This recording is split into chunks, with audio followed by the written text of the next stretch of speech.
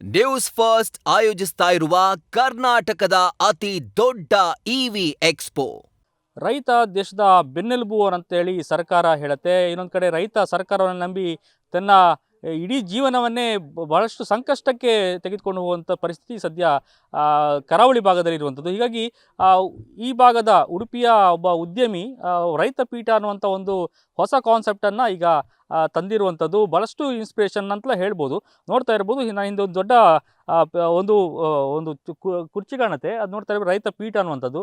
ಇದೇ ರೈತ ಪೀಠದಲ್ಲಿ ಜ್ಞಾನಪೀಠ ಪ್ರಶಸ್ತಿ, ಆ ರೀತಿಯ ಒಂದು ದೊಡ್ಡ ಪ್ರಶಸ್ತಿಯನ್ನು ರೈತರಿಗೆ ಒಂದು ವರ್ಷಕ್ಕೆ ಪ್ರತಿ ವರ್ಷಕ್ಕೆ 5 ರೈತರನ್ನು ಆಯ್ಕೆ ಮಾಡಿ ಪ್ರತಿ ರೈತನಿಗೆ 1 ಲಕ್ಷ ಪ್ರಶಸ್ತಿಯ ಮೊತ್ತವನ್ನು ಕೊಡುವಂಥ ಒಂದು ವಿಭಿನ್ನ ವಿಶಿಷ್ಟ ಒಂದು ಯೋಜನೆಯನ್ನು ಉದ್ಯಮಿ ರಾಮಕೃಷ್ಣ ಆಚಾರ್ ಅವರು ತಂದಿರುವಂಥದ್ದು. ಸದ್ಯ ಅವರದ್ದೇ 25 ಎಕರೆ ಒಂದು ಭೂಮಿಯಲ್ಲಿ ಸಮಗ್ರ ಕೃಷಿಯನ್ನು ಮಾಡುವಂಥದ್ದು ಮಾಡಿ ತೋರಿಸಿದ್ದಾರೆ. ಹಾಗಾಗಿ ರೈತ ಸ್ವಾವಲಂಬಿ ಬದುಕನ್ನು ಕಟ್ಟಿಕೊಳ್ಬೇಕು, ಈ ಮೂಲಕ ಯಾವುದೇ ತಮ್ಮ ಕೃಷಿಯನ್ನು ಈ ರೀತಿಯಲ್ಲಿ ಕೂಡ ಮುಂದುವರಿಸ್ಕೊಂಡು ಹೋಗ್ಬೋದು, ಉದ್ಯಮವನ್ನು ಮಾಡ್ಬೋದು, ಉದ್ಯಮ ರೀತಿಯಲ್ಲಿ ಅದನ್ನು ತೆಗೆದುಕೊಂಡು ಹೋಗ್ಬೋದು ಅನ್ನೋ ನಿಟ್ಟಿನಲ್ಲಿ ಅವರು ರಾಮಕೃಷ್ಣ ಆಚಾರ್ ಅವರು ತೋರಿಸಿಕೊಟ್ಟಿದ್ದಾರೆ. ಅವರ ಭೂಮಿಯಲ್ಲಿ 25 ಎಕರೆಯಲ್ಲಿ ಒಂದೊಂದು ಹೆಜ್ಜೆಗೂ ಒಂದೊಂದು ಕೃಷಿಯನ್ನು ಮಾಡ್ತಾ ಇದ್ದಾರೆ. ಒಂದು ಪಶು ವಿವಿಧ ಪಶುಗಳಿರ್ಬೋದು, ವಿವಿಧ ಪ್ರಾಣಿಗಳಿರ್ಬೋದು, ಪಕ್ಷಿಗಳಿರ್ಬೋದು, ಈ ಎಲ್ಲವೂ ಒಗ್ಗೂಡಿಸಿ ಒಂದು 25 ಎಕರೆಯಲ್ಲಿ ಸಮಗ್ರ ಕೃಷಿಯನ್ನು ಯಾವ ರೀತಿಯಲ್ಲಿ ಉದ್ಯಮದ ಲೆವೆಲಲ್ಲಿ ಅದನ್ನು ತೆಗೆದುಕೊಂಡು ಹೋಗಿದ್ದಾರೆ. ಈ ಮೂಲಕ ರೈತರಿಗೆ ಅವರನ್ನು ಒಂದು ಹೊಸ ವೇದಿಕೆಯನ್ನು ಕೊಡಲಿಕ್ಕೆ ಅವರು ಒಂದು ಪ್ರಯತ್ನವನ್ನು ಮಾಡಿದ್ದಾರೆ. ಈಗಾಗಲೇ ಬಹಳಷ್ಟು ಯಶಸ್ಸನ್ನು ಕಾಣ್ತಾ ಇದ್ದಾರೆ. ಈಗ ರೈತ ಪೀಠ ಅನ್ನುವಂಥ ಹೊಸ ಕಾನ್ಸೆಪ್ಟನ್ನು ತಂದಿದ್ದಾರೆ. ಇದು ಇಡೀ ರಾಜ್ಯಕ್ಕೆ ಒಂದು ಹೊಸ ಮಾದರಿ ಅಂತ ಹೇಳ್ಬೋದು. ನೋಡ್ತಾ ಇರ್ಬೋದು, ರೈತ ಪೀಠ ಅಲ್ಲೊಂದು ಪೀಠ ಇದೆ, ಅದು ಕೂಡ ನೋಡ್ತಾ ಇರ್ಬೋದು ಬಹಳಷ್ಟು ಆಕರ್ಷಣೀಯ ಅಂತ ಹೇಳ್ಬೋದು.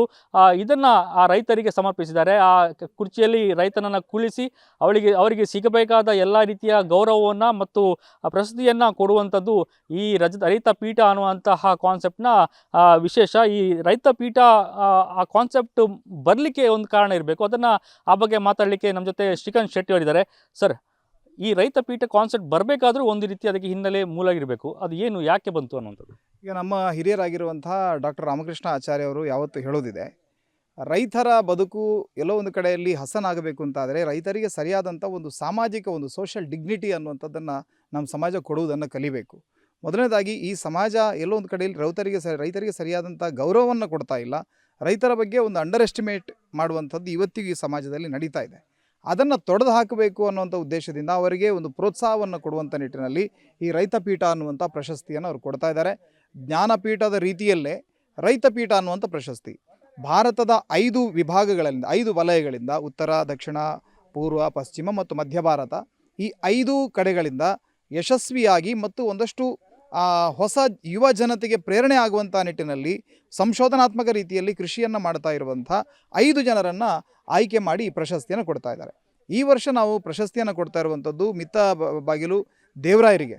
ಯಾರು 260ಕ್ಕೂ ಹೆಚ್ಚು ಭತ್ತದ ತಳಿಗಳನ್ನು ಸಂರಕ್ಷಣೆ ಮಾಡಿ ಮುಂದಿನ ಪೀಳಿಗೆಗೆ ಅದನ್ನು ಉಳಿಸಿ ಇಟ್ಟಿದ್ದಾರೋ, ಒಬ್ಬ ಬಹಳ ದೊಡ್ಡ ಯೋಗಿ, ತಪಸ್ವಿ, ಆ ಥರದ ಒಬ್ಬ ಕೃಷಿ ತಪಸ್ವಿಗೆ ಈ ಬಾರಿಯ ಪ್ರಶಸ್ತಿಯನ್ನು ಕೊಡ್ತಾ ಇದ್ದಾರೆ. ಒಂದು ನಾಗಮಂಡಲದ ಸುಸಂದರ್ಭದಲ್ಲಿ ಈ ಪ್ರಶಸ್ತಿಯನ್ನು ಕೊಡಲಾಗ್ತಾ ಇದೆ. ಮುಂದಿನ ಪ್ರತಿ ವರ್ಷದಿಂದ ಈ ಪ್ರಶಸ್ತಿಯನ್ನು ಕೊಡ್ತೀವಿ. ಅದಕ್ಕಾಗಿ ಒಂದು ಆಯ್ಕೆಯ ಸಮಿತಿ ಕೂಡ ಇದೆ. ಹಲವಾರು ಜನ ಹಿರಿಯರಿದ್ದು ಅದು ಆಯ್ಕೆ ಆಗ್ತಾ ಇದೆ. ಕೃಷಿ ಅನ್ನುವಂಥದ್ದು ಕೇವಲ ಒಂದು ಸೆಂಟಿಮೆಂಟ್, ಭಾವನಾತ್ಮಕವಾದಂಥ ಸಂಗತಿ ಆಗಿರದೆ ನಮ್ಮ ಬದುಕಿಗೆ ಅದೊಂದು ಮೂಲ ಅಂತಸತ್ವ ಆಗಬೇಕು ಮತ್ತು ನಮ್ಮ ಬದುಕಿಗೆ ಅದೊಂದು ಆಧಾರ ಆಗಬೇಕು. ಕೇವಲ ಅದು ಬಾಯಿ ಮಾತಿಗೆ ಅಷ್ಟೇ ಕೃಷಿ ರೈತ ಅನ್ನುವಂಥ ಮಾತು ರಾಜಕೀಯ ಸದನದ ಒಳಗಡೆ ಸದ್ದಾಗೋದು ಮಾತ್ರ ಅಲ್ಲ, ನಿಜವಾಗಿ ಪ್ರಾಕ್ಟಿಕಲ್ ಆಗಿ ಅದನ್ನು ಮಾಡಿ ತೋರಿಸಬೇಕು ಅಂತ ರಾಮಕೃಷ್ಣಾಚಾರ್ಯ ಹೊರಟಿದ್ದಾರೆ. ಇದು ಪ್ರತಿ ವರ್ಷ ಮುಂದುವರಿಯುತ್ತಾ ಅಥವಾ ಹೇಗೆ? ಖಂಡಿತ ಪ್ರತಿ ವರ್ಷ ಮುಂದುವರಿಯುತ್ತದೆ. ಅದಕ್ಕಾಗಿ ಒಂದು ವಿಶೇಷ ಸಮಿತಿಯನ್ನು ಮಾಡಿದ್ದಾರೆ. ಅದಕ್ಕಾಗಿ ಒಂದು ದತ್ತಿಯನ್ನು, ಒಂದು ಅಮೌಂಟನ್ನು ಇಡುವಂಥ ವ್ಯವಸ್ಥೆಯನ್ನು ಮಾಡಿದ್ದಾರೆ. ಪ್ರತಿ ವರ್ಷ ಕೂಡ ರೈತರಿಗೆ ಪ್ರೋತ್ಸಾಹವನ್ನು ಕೊಡುವಂಥ ಕೆಲಸವನ್ನು ಮಾಡ್ತಾರೆ. ಕೇವಲ ಒಂದು ವರ್ಷ ಸನ್ಮಾನ ಮಾಡಿ ಬಿಡೋದು ಮಾತ್ರ ಅವರ ಕೆಲಸ ಅಲ್ಲ.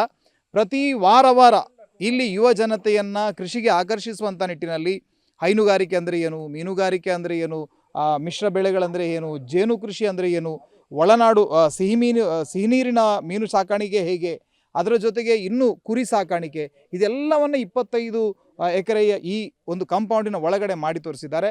ಈ ಕಾಂಪೌಂಡನ್ನು ದಾಟಿ ಒಂದೇ ಒಂದು ಗೋಣಿ ರಸಗೊಬ್ಬರ ಕೂಡ ಒಳಗೆ ಬರಬಾರ್ದು.